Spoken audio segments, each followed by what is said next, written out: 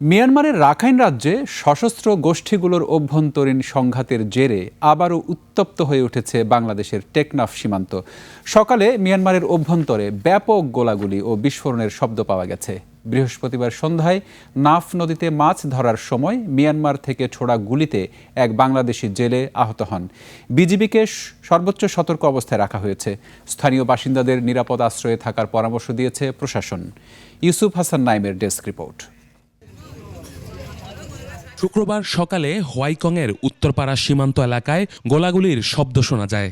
এর আগের দিন সন্ধ্যায় নাফ নদীতে মাছ ও কাঁকড়া ধরতে গিয়ে আলমগীর নামে এক বাংলাদেশি জেলে গুলিবিদ্ধ হন।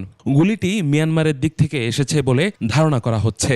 আহত আলমগীরকে কক্সবাজার সদর হাসপাতালে ভর্তি করা হয়েছে। স্থানীয়রা জানায় নাফ নদীর মধ্যভাগে জেগে ওঠা বিলাসী দ্বীপসহ কয়েকটি জলসীমানা নিয়ে মিয়ানমারের বিভিন্ন সশস্ত্র গোষ্ঠীর মধ্যে উত্তেজনা ও সংঘর্ষ চলছে। নতুন করে গোলাগুলির ঘটনায় সীমান্তের অন্তত ৮,০০০ বাসিন্দা আতঙ্কে রয়েছে। ঝুঁকিতে পড়েছে নাফ নদীতে মাছ ধরা হাজারো জেলে। এদিকে সীমান্ত পরিস্থিতি নিয়ে প্রশাসন ও বিজিবি সতর্ক অবস্থানে রয়েছে।